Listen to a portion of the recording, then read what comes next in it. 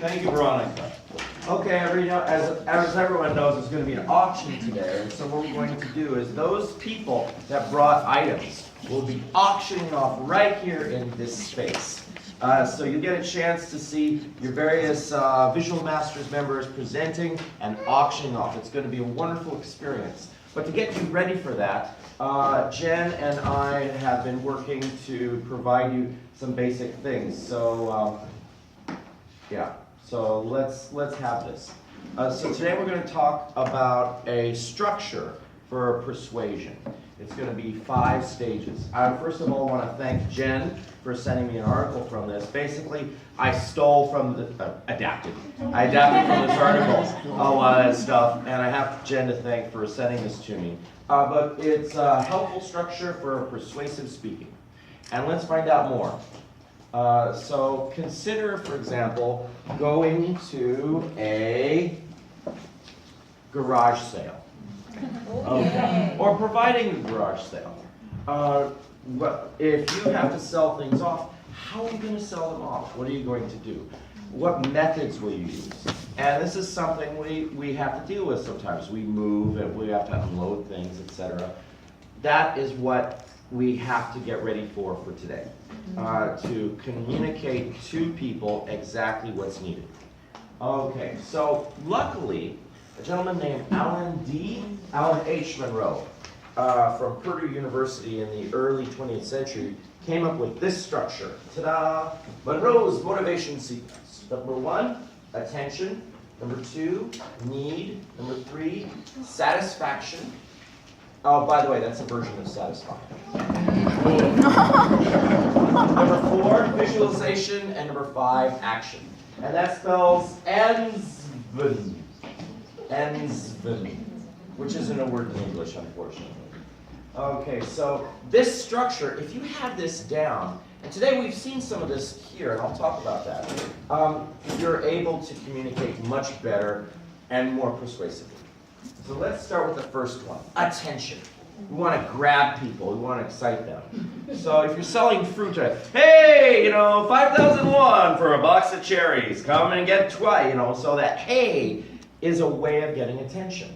We want to create excitement from the beginning so people go like that. We want to get them to focus, so we want to grab them. That's why, all the ads are very precise and whatever. Let me tell you about this. Now, how do you grab attention? Well, there are a few techniques. For example, a startling statement. Did you know that the universe, all matter is slowly decaying? Or something like that that grabs people. A rhetorical question. We've seen that here. What do you do when you can't get the ketchup out of the ketchup bottle? Right now we know. Or something like that. A quotation. Dan opened with a quotation. A funny story. A dramatic story. Something that grabs them. Something that's a little bit more exciting to get their energy up, their excitement up. You haven't sold anything yet, but you got them to turn your head. Okay, so a single word or a single phrase or a single sentence might do that. Okay, let's move on. And number 2, need. We have to establish need for the product or motivation. Somehow it solves the problem. Everybody has needs. Everybody has things that they want to change about themselves. So for example, do you have trouble with self-esteem and confidence in everyday life? And now you're getting ready for, selling your high heels, right? So you've established,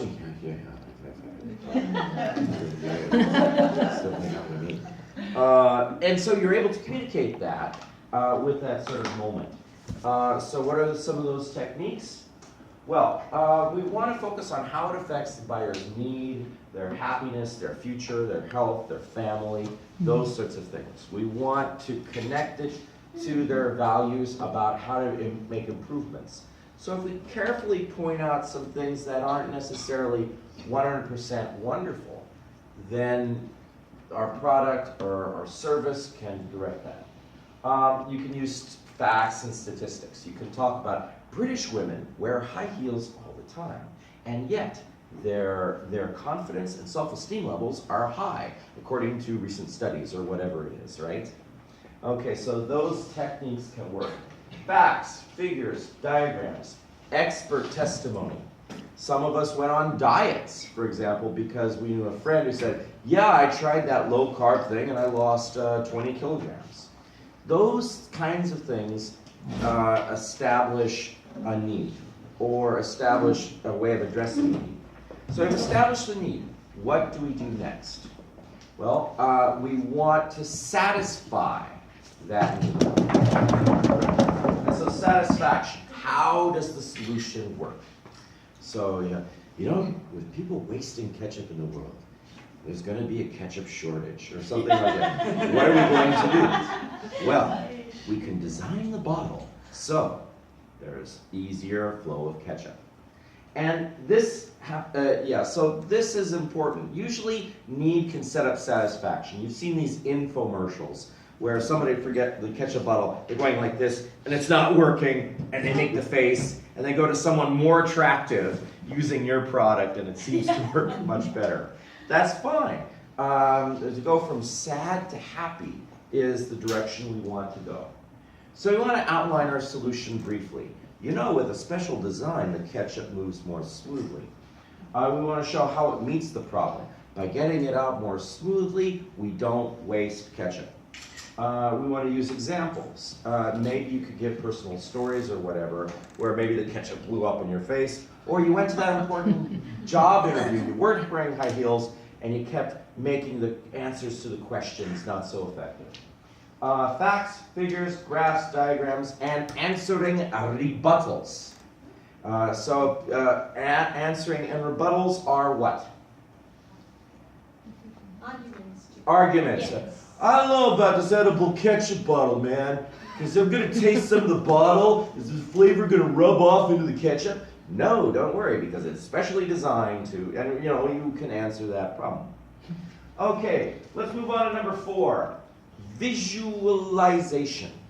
It's not enough to grab their attention, establish a need, and answer the need. We want them to picture themselves addressing that need in their own lives. We want them to see, oh, yeah, that could work for me. Definitely.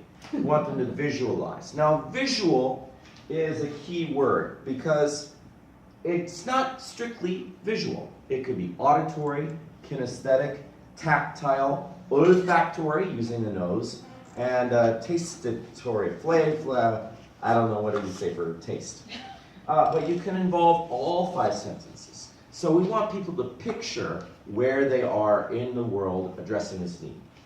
Okay, so we want to use vivid imagery, key words, evocative words, adjectives. Adjectives are in advertising all the time. You can eat a croissant, but if it's a fresh, modern croissant, you might eat it more often. Okay, that helps us to visualize the product. Use strong word choice, again, especially adjectives. Okay, so let's move on to our 5th word. We're not telling them this because it's interesting. We're telling this because we want your money. Give me your money. So we want them to act. We want them to reach in their pocket, pull something out, and give it to us. So we want to get them to do action, like Captain America said, okay, let's get the Avengers together. Let's build the Avengers and let's do something. So the last step is call for action. Want them to move. How do we get them to move? Well, you can summarize who you are. So remember, if you buy this, you're able to meet this situation. Want them to summarize, we want a quotation, might get them moving. A challenge or an appeal of some kind. An example. Some particular thing that go, if you do this, then maybe this can happen. Maybe you could say personal statement. I tried this and it worked for me, and maybe it will work for you too. And we want to make sure that it's something that they can do immediately. If they can do it immediately, they can act more quickly. Fortunately, with an auction, it's pretty immediate, right? But if we can connect at the end and get them going. And I would say at the end, another thing to do is have a key phrase, or maybe 3 words or 3 phrases of the same grammatical form. Think of Abraham Lincoln, the government of the people, by the people, for the people. The rhythm of the we shall, think of Winston Churchill, We will fight in the streets, we will fight in the cities, we will fight there, we will fight there. So getting that list going at the end makes things powerful, evocative, and effective. So to summarize, we have, what's the first one? Attention. Second one? Need. Third one? Satisfaction. Fourth one? Visualization. Fifth one? Action. Now when I say 1, 2, 3, 4, 5, maybe it's not necessarily always this one's first, this one's second, this one's third, this one's fourth, this one's fifth. It's up to you how to do that. But the point is this.